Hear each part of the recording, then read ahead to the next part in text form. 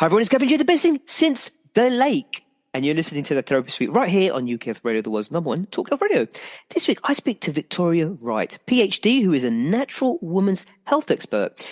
She's a National Institute of Medical Herbalists accredited consultant. She's also a functional medicine practitioner and health coach with over 10 years of experience. Victoria, I'm running out of breath. How you doing? You all right? Hello, I'm good. How are you doing? I'm good, thank you. I'm good. How's your week been? It's been really nice. That's Really good. lovely. That's good. And thank you for taking the time, to talk to us about the menopause. I have done a few shows on this, but you know what?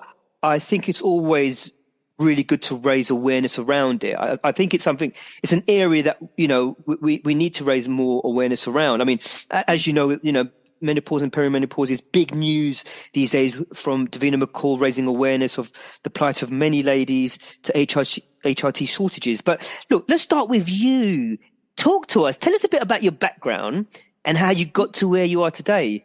Oh, that's interesting. So I was a geeky research scientist. I was a particle physicist, or I started in particle physics, and I really wanted to help people.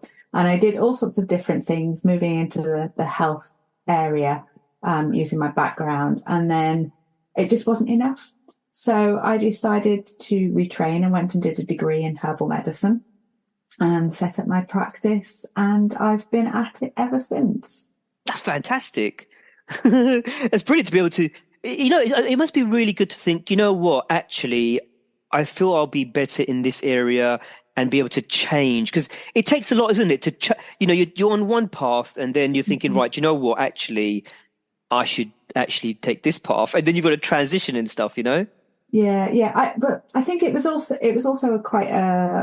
it's a slow change. I really wanted to help people, and I knew after I did my PhD that that was what drove me. And I see so many people being poorly and not really understanding how to look after themselves, and having, a health condition myself and trying to manage that.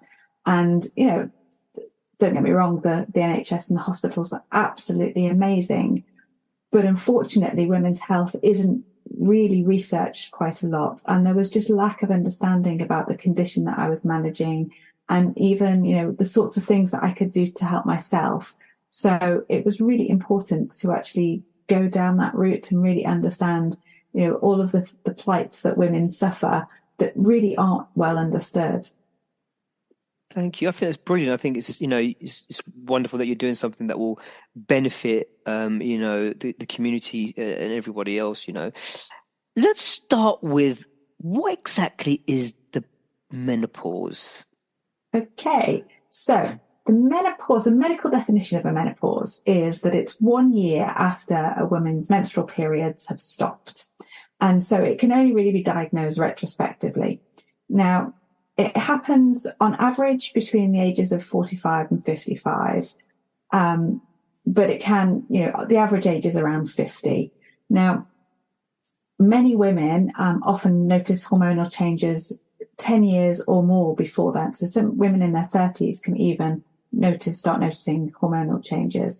And we call this, in lay terms, the perimenopause. And I think often that gets confused. So menopause and perimenopause kind of used synonymously in common parlance. And so what actually happens is it's a decline of estrogen levels. Now, it's not quite as simple as that, because our hormones are a really, really complex picture. We've got estrogen, but we've got other hormones such as follicle stimulating hormone, luteinizing hormone, progesterone, testosterone. And this is a whole mix of stuff about what we call the endocrine system. And as we get older, and this happens for men as well, our endocrine system starts to change, and there's this general reorganization, if you like, of all our hormone levels.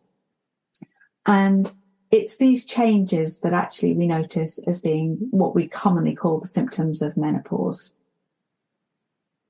Gosh, can you talk to us a bit about the symptoms of menopause? Because, I mean, the ladies I've had ladies tell me in the past about some of the symptoms, which Like low moods is an example. My understanding is can interrupt sleep. What are some of the other symptoms as well? The problem is it's so varied. I mean, you've Wide, got common yeah. ones such as hot flushes and night sweats and insomnia and the low mood that you've mentioned. But it can be things such as feeling anxious, and that many women who've never felt anxious before in their lives suddenly have anxiety. It could be brain fog, not feeling like you've just lost your mojo a bit and you're not quite sure why. It could be forgetting things, and it's a really strange forgetting things. It's forgetting the names of things. It could be itchy skin, dry vaginas, high or low libido. It can go either way. But it could also be headaches. There's all sorts of, or joint pain, all sorts of really weird things that can happen with the body. And if you really connect with the body and understand what's going on, you can start to notice what these are. Does it affect nutrition health as well, as in eating routines or anything like that? It doesn't necessarily affect nutritional health, but actually nutritional health is really, really important for the menopause.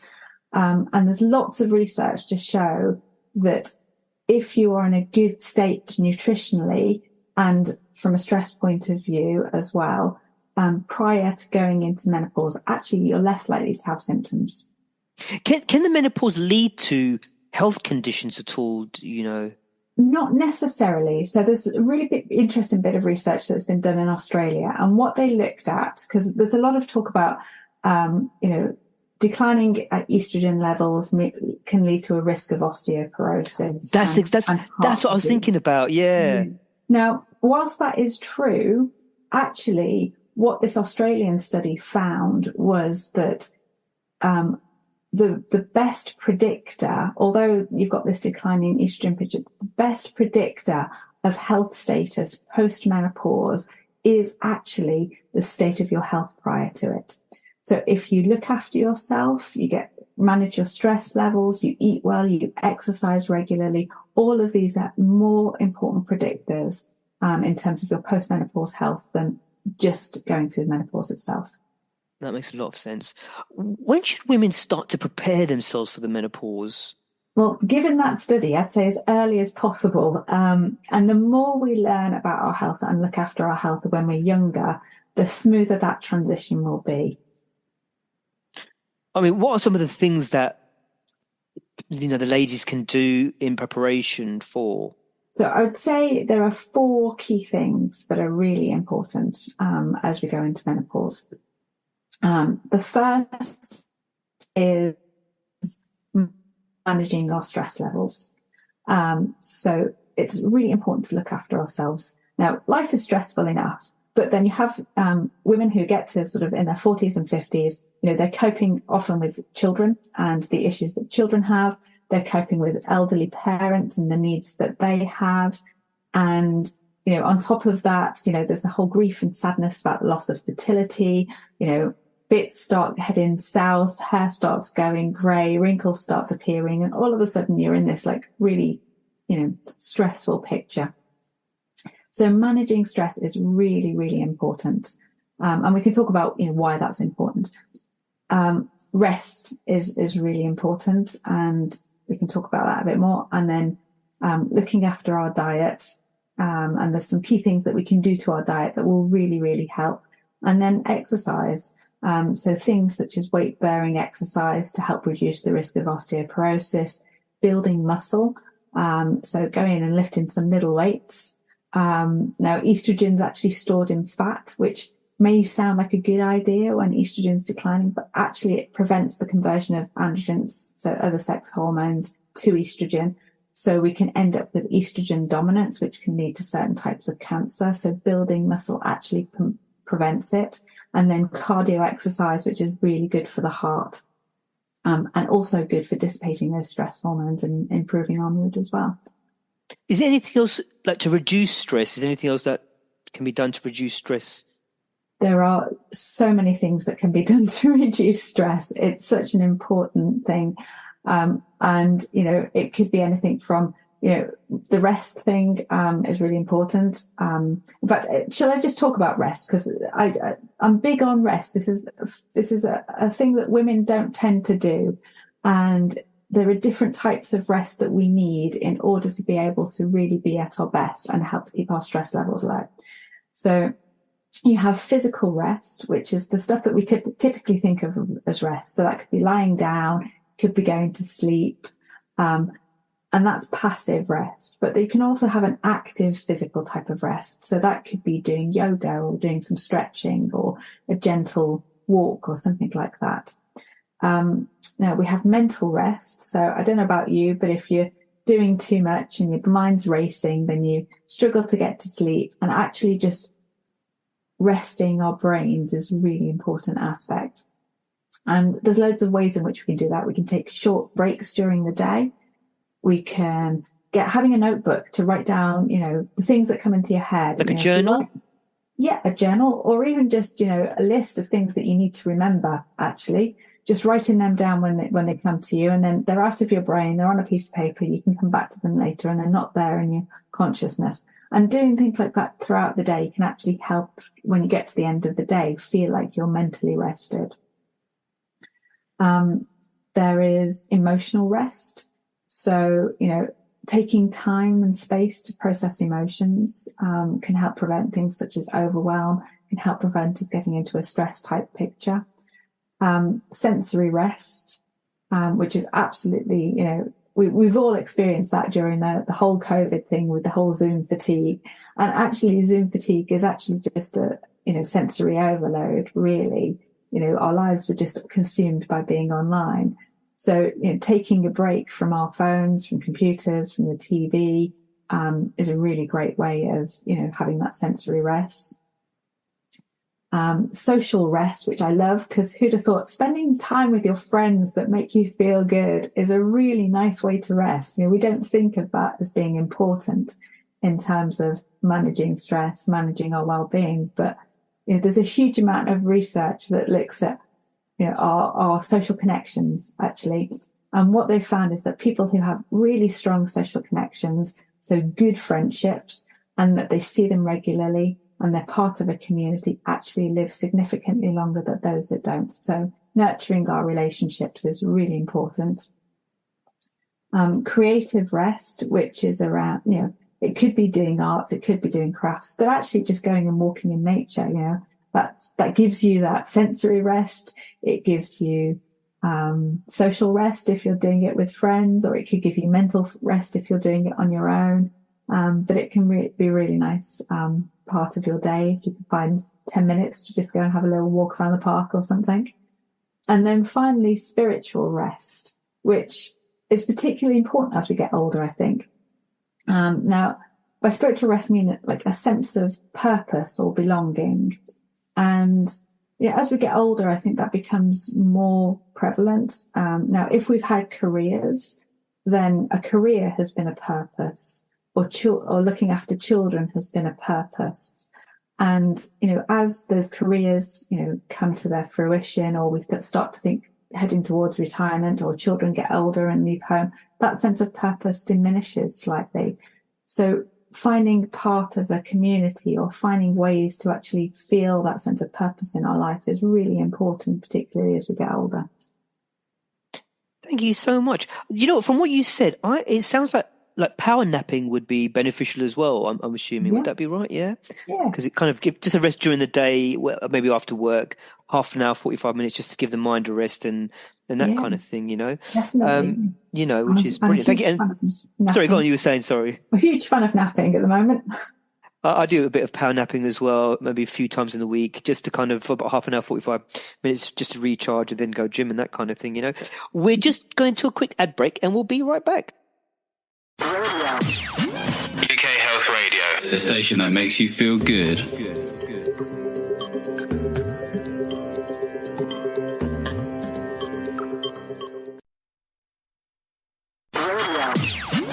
UK Health Radio, the station that makes you feel good.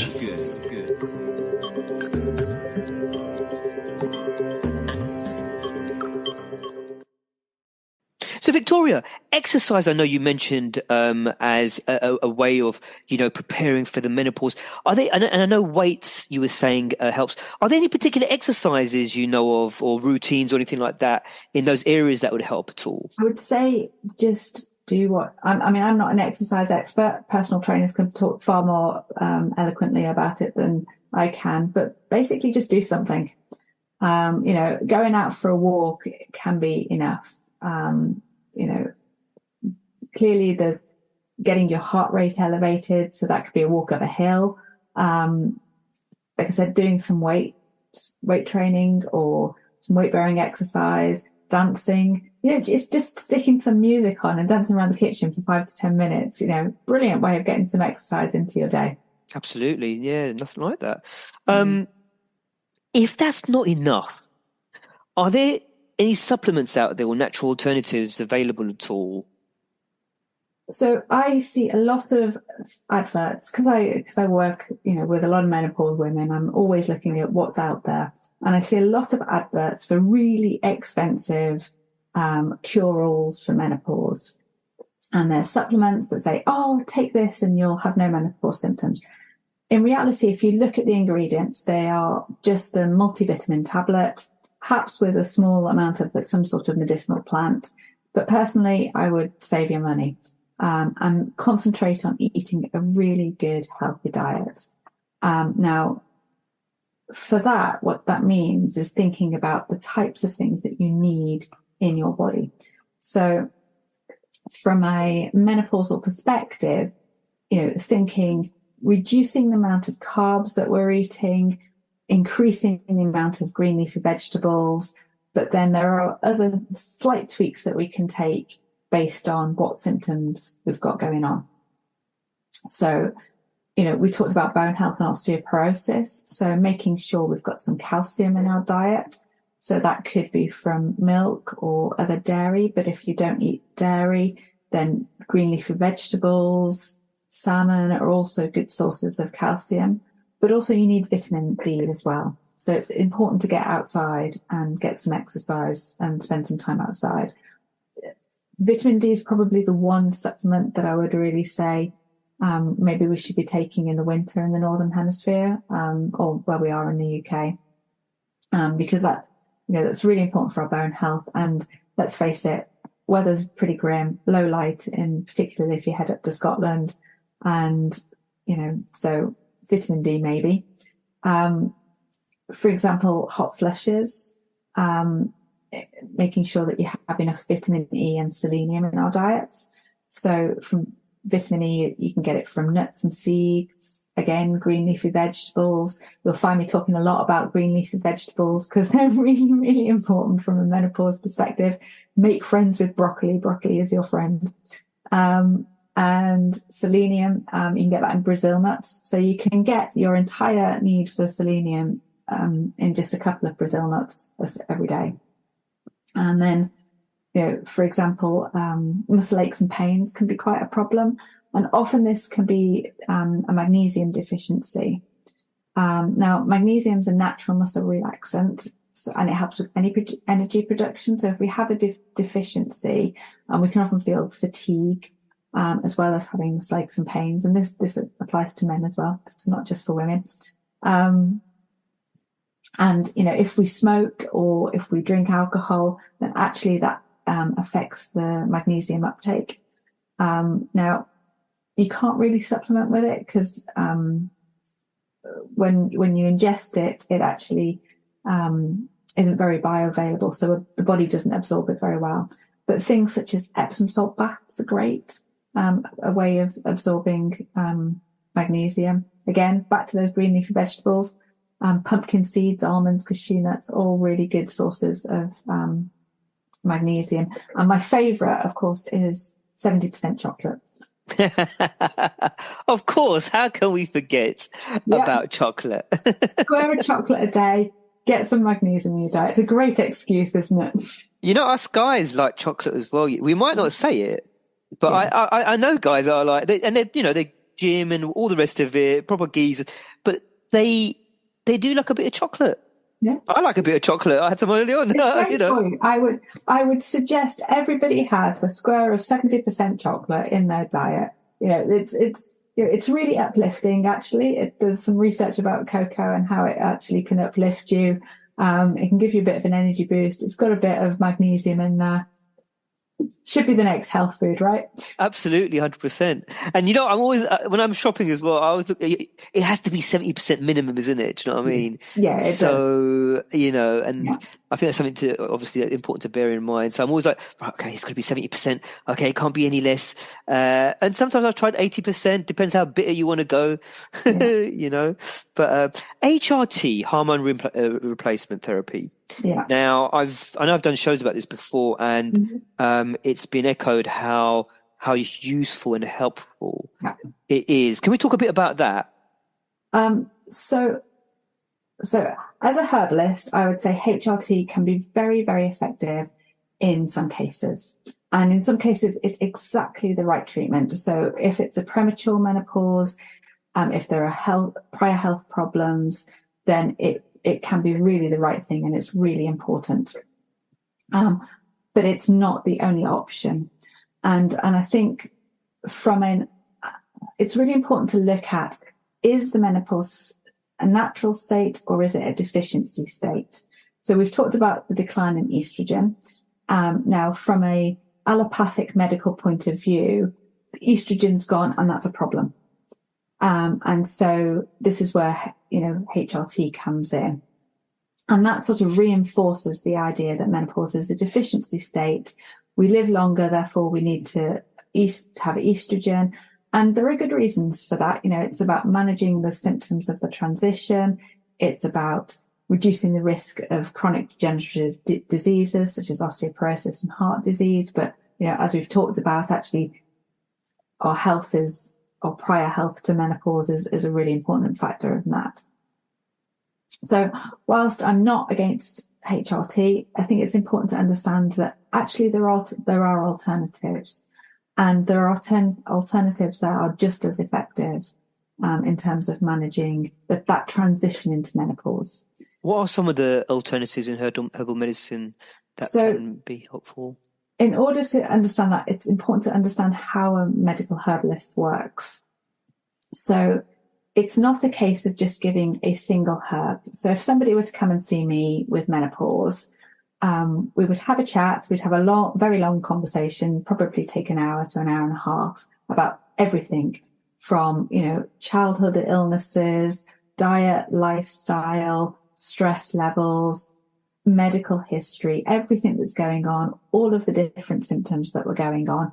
And then we would work together in order to find the right combination of herbs for that particular person. So every herbal medicine is personally tailored to an individual. So it's not a case of just, take this one herb. It could be a combination of 5-10 different herbs that are working synergistically together in order to help A, the underlying things that are going on, but B, also the symptoms, and to help find relief from those. Now, that doesn't mean that herbs don't have estrogen-like effects. And there are some herbs, people will have heard of black cohosh, but there are others such as peony, Chinese angelica, and some Chinese herbs, which actually have an estrogen-like effect. And these, from a geeky point of view, they contain something called triterpenoid saponins or steroidal saponins. We don't really understand how they work on the body, but we think that interact with receptor sites in the central nervous system, and that helps to manage that transition of declining estrogen. So we're not trying to replace estrogen by using these herbs. What we're actually doing is trying to manage the fluctuations which are causing the symptoms. I see. Okay. So it's matching the herbal medicine. I suppose people have different effects from herbal medicine, so it's finding the right combination for each individual person to deal with the symptoms. Is that right? Yeah, exactly. So, for example, if somebody came in with really, really bad night sweats and hot flushes, we could take, let's take one herb as an example. So sage. Now, sage has an estrogen-like effect on the body, but it also prevents sweating. So it's really great treatment for menopausal hot flushes and night sweats. But, if stress was a picture, as well, and actually that stress was contributing to the night sweats, and actually it was causing insomnia, which were making sleep an issue, then you might want to include something such as hops as well, which, hops are a phytoestrogen, but they also regulate luteinizing hormone surges. So they're very specifically used for insomnia caused by flushing. So you can see how then you can start to build up a combination of different herbs based on what's going on in an individual. Can you get these herbs in your normal high street store like Holland and Barrett or wherever else it might be? Or... You can. So I use herbs that are produced by suppliers that provide herbs just to medical herbalists. And these are very, very strong. They're much stronger than the herbs that you can buy over the counter. But you can do things at home. So for instance, if you've got hot flushes, get half a dozen sage leaves, soak them in some lemon juice overnight, and then drink the lemon juice every morning for 7 to 10 days. And actually that can really help to control hot flushes and sweating, but it also helps to improve digestion and concentration as well. So that there are things that you can do at home, but from a medical herbalist point of view, we use quite strong herbs. We're licensed to be able to use things that are not that you can't buy over the counter. Brilliant. Is there any type of herbal medicine that's prescribed at all that you know of? What do you mean by prescribed? As in from a doctor? So I think some doctors, I know some doctors do work with herbalists. When I was training, I was working in Whipps Cross Hospital, and there are herbalists that work within hospital setting as training clinics, because it can be really effective for some conditions. There are doctors that know a little bit about herbs and may suggest it, but they don't have the same sort of training to the level of depth that we have in terms of understanding the pharmacology and how herbs work on the body. Talking generally now about herbal medicine, with different conditions, etc., it might be a good idea for health professionals to become more familiar with herbal medicine, because it's huge. The herbal medicine market is huge. And I've heard people saying to me, I did my own research, I got this herb and actually it worked better than, what I was advised by some health practitioners. I think there needs to be more awareness in in the health industry around that. From a personal perspective, I was diagnosed with something called endometriosis, which is a condition that affects women's wombs. Now, I had all sorts of treatments. I had surgery, I had a chemically induced menopause, but actually the side effects of that were really horrific. I was in pain every single day, and it was far better for me to not take the treatment that was making me out of pain because the side effects were so bad. Now, when I decided to try herbal medicine, and it went from being in pain every single day to being in no pain at all after 3 months of treatment with herbs. And, there were no side effects. I just wasn't in pain. That's amazing. And it was incredible. It was just completely life-changing for me. So it really can work and it can be really effective. So yes, I'm all for, if anybody is listening who's a medical professional who wants to learn a bit more about herbal medicine, come and talk to me, because I would love to support them in learning a bit more about herbal medicine. Fantastic. We're just going to another quick ad break and we'll be right back. UK Health Radio, the station that makes you feel good.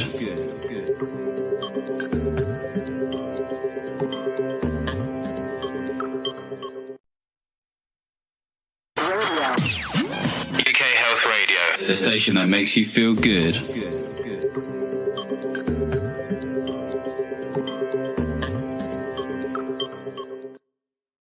So, Victoria, let's talk about men. All right. So, how can men help the situation? I've got two questions here. Okay. Let's start with how men can help the situation with a lady that's going through the menopause. And then the second question I want to ask is, how can men having more awareness around the menopause help them? So let's start with the first question. Okay. How can men help, the ladies going through the menopause? Make sure you've got a good supply of 70% chocolate. That's a good one. I like that, Victoria. But alternatively, actually just being aware of it and being aware of the impact that it can have. I work with many women who they come to me in a state of desperation, and, some of them, they're like, I think my marriage is falling apart because I'm so low I'm so exhausted. I don't have energy to put in. And actually, then they leave and they say, actually, I think you've saved my marriage. But having an understanding about what they're going through and giving them a bit of a nudge to look after themselves a bit more, take the pressure off a little bit by saying, do you know what? This is going to be my responsibility, and you can just don't need to worry about that because I'm going to look after that, and you go and take 15 minutes to yourself. It can be a massive thing.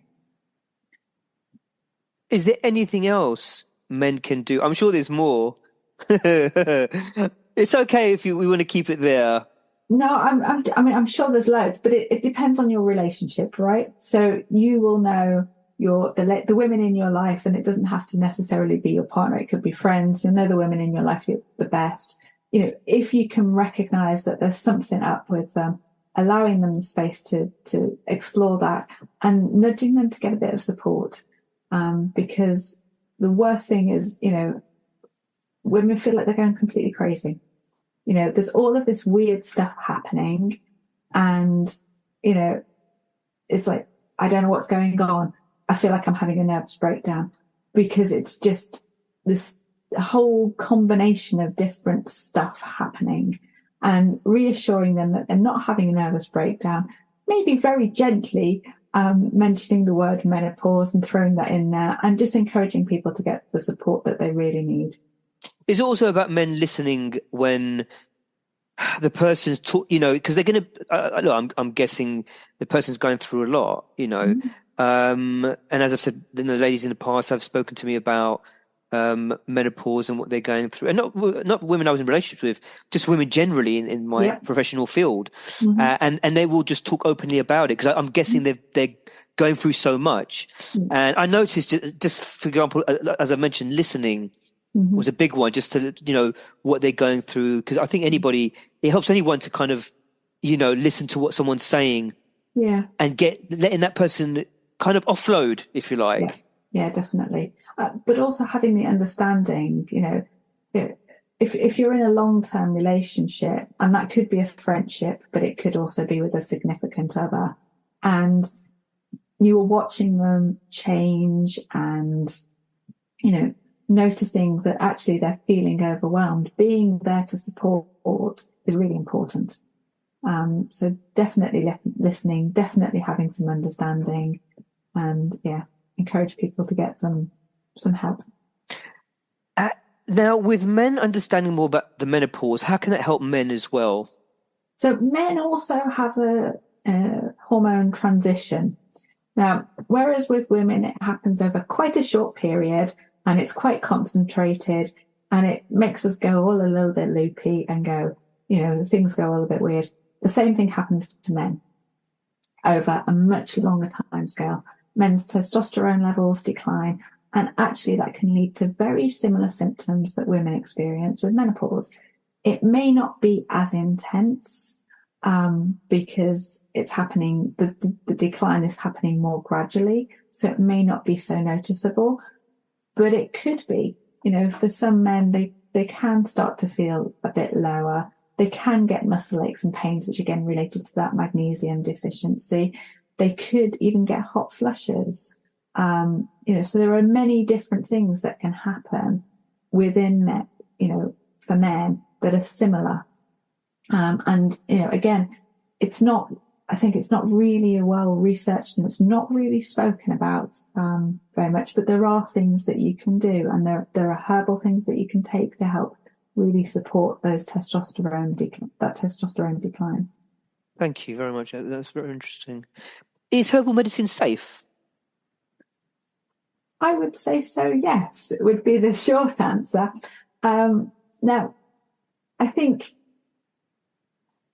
there is lots of research about herbs, and there's lots of research about the medicinal uses of herbs.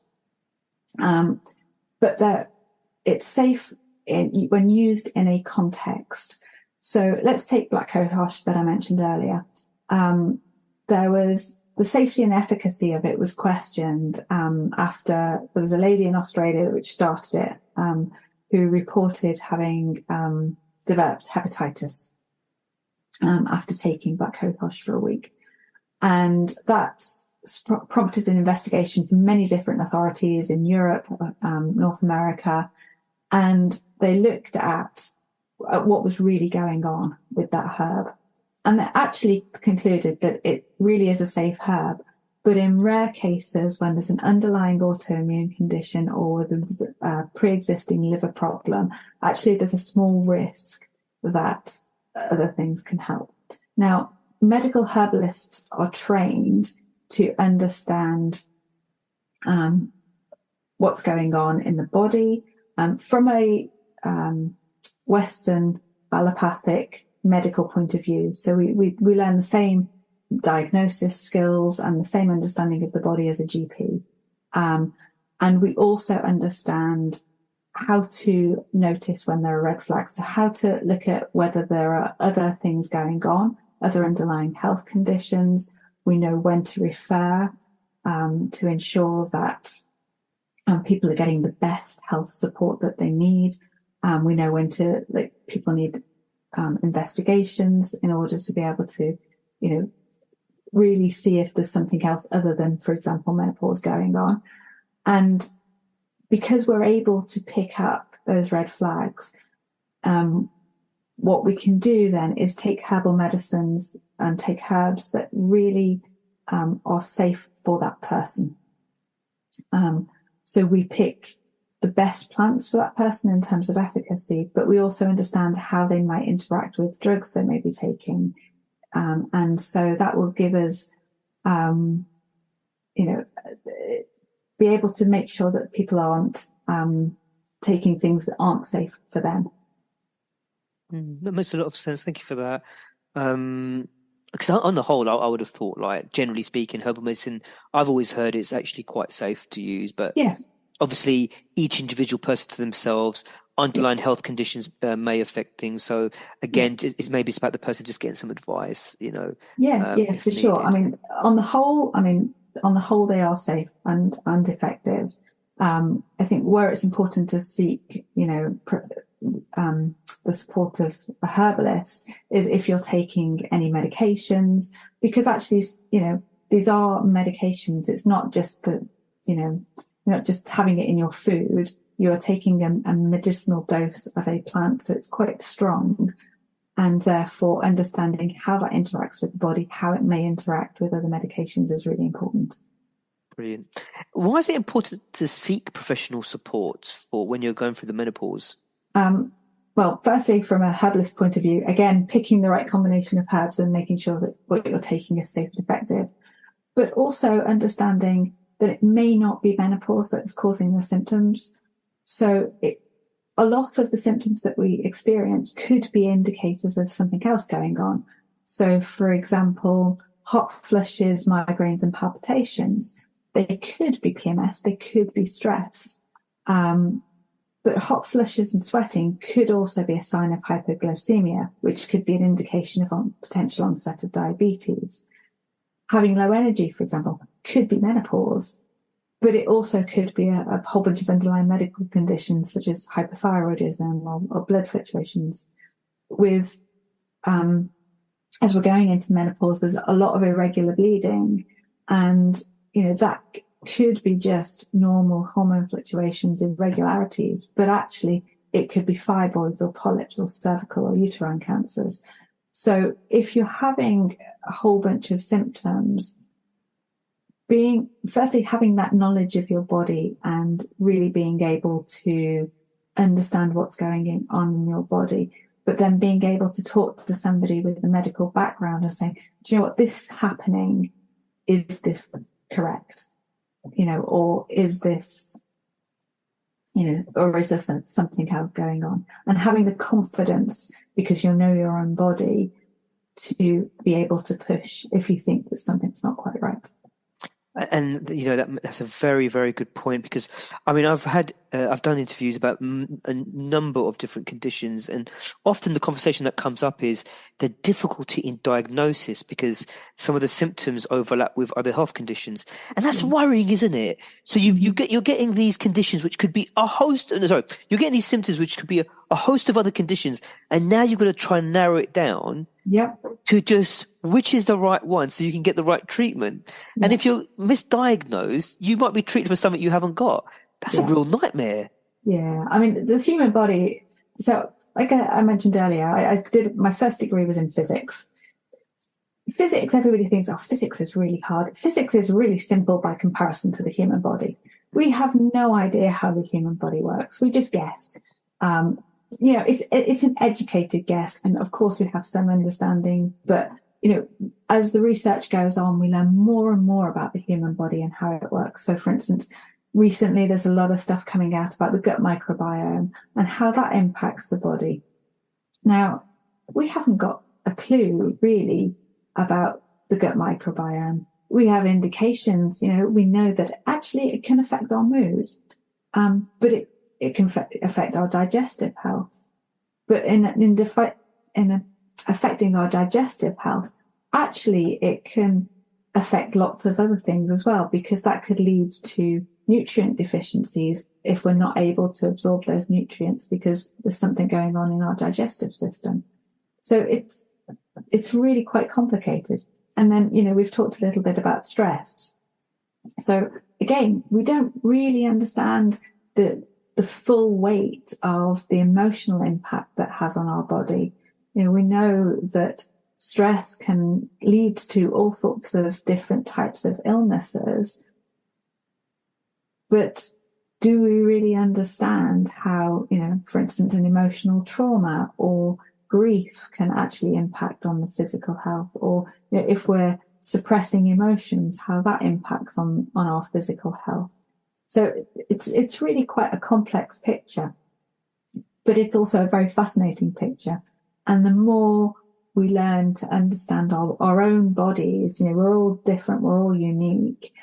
The more we understand our own bodies, the more we listen to it, the more we were able to recognize when something's not quite right.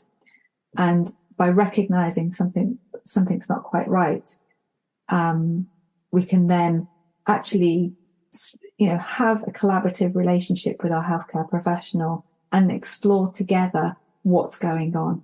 And by having that understanding ourselves and having, a healthcare professional, it doesn't matter where, a healthcare professional who can actually just talk and really, help you to unpick what's going on, is essential, for good health, I think.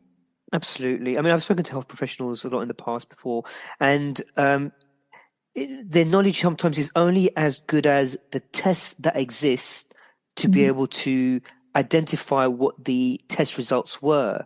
Because the human body, absolutely, I mean, I've said this to loads of people, just generally speaking, it's a very complex area. We're still discovering we're still learning about the body, and mankind has come, thousands of miles forwards about it, but we're still learning, in effect. Yeah, I mean, if you take, for example, the relationship between menopause and stress, so our hormones are controlled by something called the pituitary gland, which lives in the brain. So I like to think of that as the hormone control center. Now, that is linked to something called the hypothalamus, which influences our emotions, our weight, sleep, appetite, but also things such as creativity, thought, and memory. So when the hypothalamus is heavily influenced by stress, and so you have this picture where, the pituitary gland is having control over estrogen levels in women, and, the sex hormones. You've got stress hormones being produced by the adrenal glands, which are then influencing the hypothalamus, which is influencing the pituitary gland.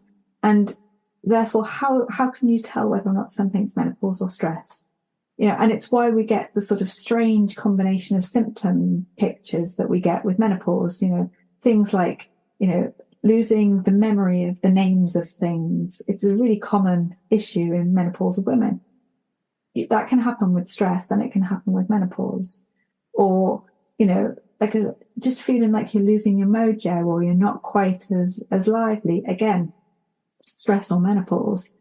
And then, looking at this emotional regulation, a lot of women come and they say, actually, I just cry all the time, or I'm angry. You know, women who are very mild mannered, all of a sudden are raging.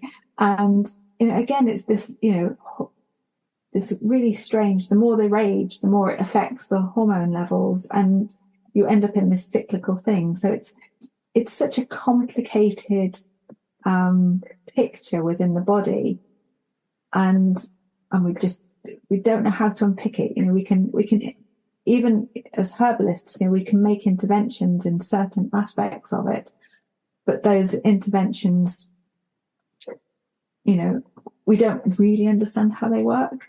You know, even from an allopathic medicine point of view, we don't really understand the impact that it may have longer term. You know, it's just complicated. No, absolutely, absolutely. Victoria, thank you so much for today. That's been great and really useful. Where can people find you if they want to use your services or find out more information and that kind of thing? So I have two websites. So I've got one for the herbal medicine generally, which is thelivingherb.com. But if you're particularly interested in menopause, then I've got naturalmenopausesolution.co.uk. Brilliant. Thank you so much, Victoria, for today. Really appreciate it.